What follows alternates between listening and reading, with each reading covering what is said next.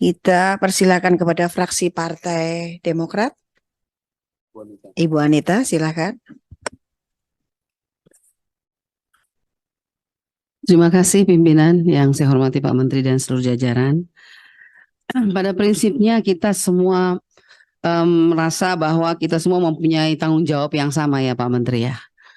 Pak Menteri dipilih oleh Presiden untuk memberikan yang terbaik lah untuk negara ini dan kita juga dipilih oleh rakyat. Tapi yang harus saya tekankan siang hari ini dengan apa yang dipaparkan Pak Menteri. Saya yang ingin mengingatkan saja kepada Pak Menteri dan seluruh eselon, bahkan seluruh dirjen. Ingat bahwa negara kita ini ideologinya itu Pancasila. Jadi ada sila kelima yang namanya keadilan sosial bagi seluruh rakyat Indonesia. Tolong para dirjen setiap kali memberikan anggaran dan program, ingat sila kelima ini. Bahwa keadilan sosial bagi seluruh rakyat Indonesia itu harus dinyatakan di bumi Indonesia. Kita baru saja merayakan 78 Indonesia Merdeka. Tapi sampai hari ini masih banyak teriakan dari daerah 3T mengenai semua program yang Pak Menteri katakan tadi. Yang paling sangat jarak jauhnya itu yaitu digital tadi itu Pak Menteri, platform digital.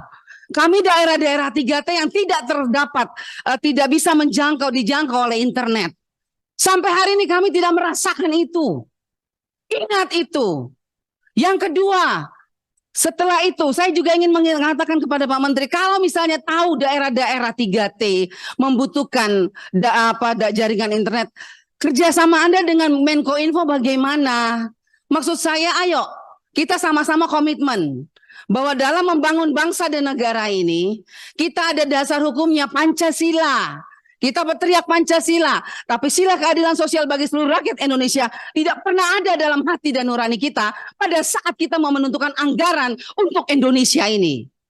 Saya sangat menyesal sampai hari ini daerah 3T masih sangat jauh dari semua keberhasilan yang tadi dikatakan melebihi target. Lebihnya di daerah mana Pak Menteri? Di daerah-daerah yang baik, tetapi di daerah 3T kurang dan masih kurang. Itu yang saya ingin tekankan.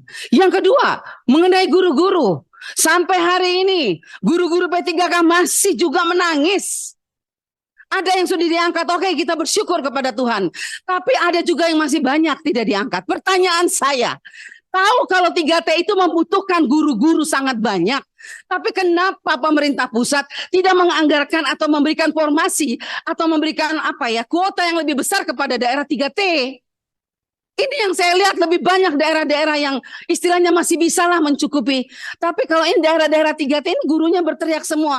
Ada yang diangkat, kami bersyukur, tapi sangat sedikit. Masih banyak yang belum diangkat. Mereka tadi gajinya itu hanya 200.000, mau beli bensin saja tidak sampai ke sekolah. Apalagi membiayai anak, istri, dan suami. Ini di mana hati nurani kita? Saya ingatkan Pak Menteri, apapun yang Pak Menteri paparkan, Ibu Bapak Dirjen, tolonglah kalian bantu Pak Menteri itu dengan hati nurani. Waktu mau memberikan anggaran, lihatlah daerah 3T. Guru-guru butuh segera diangkat. Sekolah-sekolah butuh segera dibangun. Masih banyak sekolah rusak. Masih banyak sekolah yang tidak ada laptop. Masih ada sekolah yang tidak ada laboratorium. Masih sangat banyak. Makanya saya mau tanya Pak Menteri punya nggak sih data berapa banyak sekolah yang rusak? Berapa banyak lagi sekolah yang harus diberikan? Berapa banyak guru yang dibutuhkan sekolah? Anak-anak ini akan bertumbuh terus dengan pendidikan yang tidak baik karena apa? Gurunya tidak sejahtera. Alat-alatnya tidak ada. Pak Menteri mengatakan buku-buku segala macam mana? Nggak ada. Dan terakhir, saya bersyukur ada program Indonesia Pintar dan saya terima kasih sekali. Ada dimulai dari bangsa ini juga sejak 2004 program itu. Sejak Bapak SBY menjadi presiden, program itu diluncurkan di Indonesia. Semua rakyat Indonesia bersyukur. Tetapi mana kita lihat? NTT dan semua provinsi yang 3T yang lainnya. Masih banyak anak miskin yang tidak merasakan itu Pak Menteri. Yang saya heran, kenapa kuota untuk daerah-daerah 3T kok masih sangat dibatasi? Kenapa? KIP juga kemarin saya menangis. Lihat orang-orang miskin yang kemarin masuk ke perguruan tinggi. Karena UKT-nya tinggi sekali. Mereka tidak bisa mendaftar. Mereka orang tuanya tidak bisa membayar. Walaupun kita memberikan UKT, memberikan KIP kuliah. Mohon tapi ketika mereka waktu, mendaftar tidak bisa lolos. Bu Anita, perhatikan waktu. Iya Ibu, tapi ini hal penting yang kita tidak bisa tinggalkan. Ini kenyataan di lapangan. Kita bicara anggaran, bicara program, targetnya melebihi masalahnya Ibu. Targetnya itu melebihi target. Tapi minta maaf. Coba Bapak Ibu turun ke bawah dan lihat sendiri.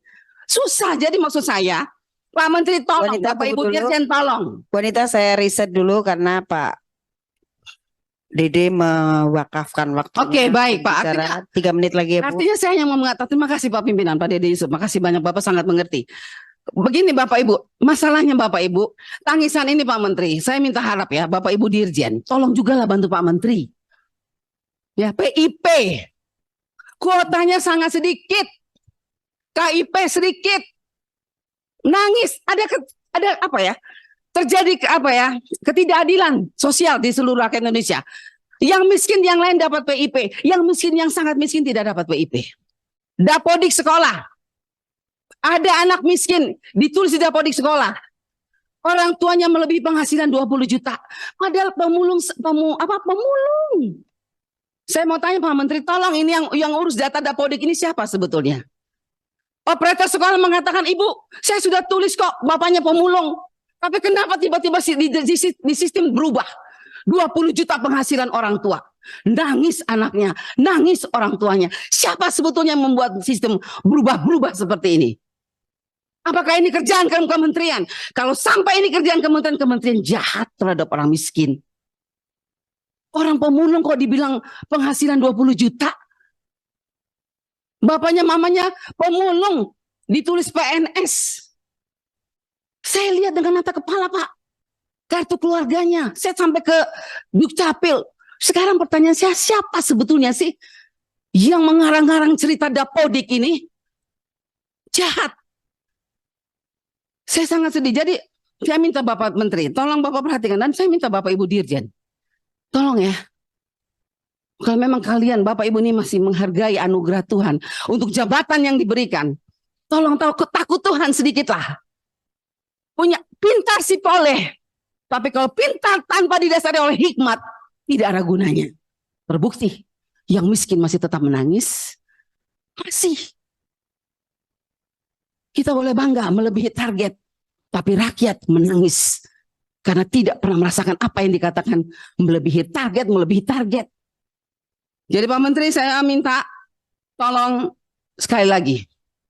Kita pintar, tapi kalau tidak berhikmat, kita tidak bisa memberikan yang terbaik untuk Tuhan, untuk rakyat, dan untuk negara ini. Terima kasih pimpinan.